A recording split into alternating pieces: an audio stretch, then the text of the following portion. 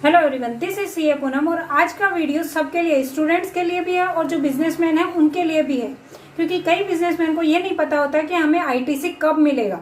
ITC मिलने के लिए भी कुछ कंडीशंस होती है, तो ये स्टूडेंट्स के लिए भी इंपॉर्टेंट है और जो बिजनेसमैन है उनके लिए भी इंपॉर्टेंट है।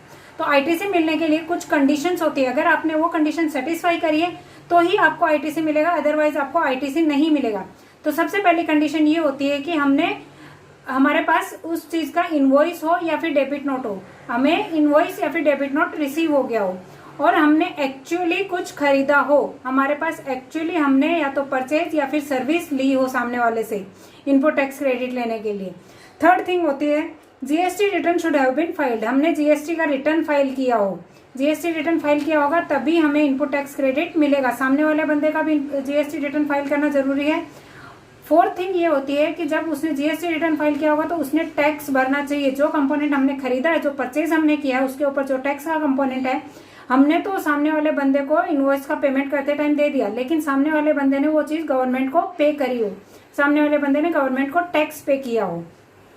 फोर्थ थिंग ये है, अगर आप कोई कैपिटल एसेट खरीदते हो तो कैपिटल एसेट खरीदते टाइम उसके ऊपर जो कैपिटल एसेट के ऊपर जो टैक्स का कंपोनेंट होता है, आप उसका डेप्रिसिएशन ना ले, और अगर आप उस टैक्स कंपोनेंट का डेप्रिसिएशन क्लेम करते हैं तो फिर आपको उसका आईटीसी नहीं मिलेगा। आप दोनों में से एक ही कर सकते हो, या तो आप उसका डेप्रिसिएशन ले लो या फिर उसका आईटीसी क्लेम कर लो। नेक्स्ट है, अगर आप कोई भी चीज लॉट में खरीदते हो, अगर अलग अलग लॉट आपके पास आ रहे हैं तो आपको आईटीसी तब मिलेगा जब आपको लास्ट लॉट रिसीव होगा, तब आप उसका आईटीसी क्लेम कर सकते हो, उसके पहले आप उसका आईटीसी क्लेम नहीं कर सकते।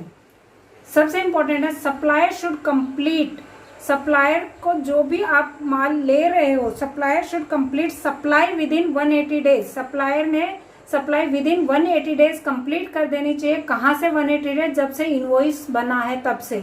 आपने इनवॉइस ऑलरेडी पहले बना दिया आईटीसी लेने के लिए, लेकिन सप्लाई किया ही नहीं है, ना एक्चुअली गुड्स मिले हैं, ना एक्चुअल में टैक्स पेमेंट हुआ है, तो इस केस में आपको आईटीसी नहीं मिलेगा। Supplier should complete supply within 180 days from invoice, date of invoice, date of invoice से 180 डेज के अंदर सप्लाई कंप्लीट हो जाना चाहिए। आप लॉट में दे रहे हो, आप कैसे भी दे रहे हो।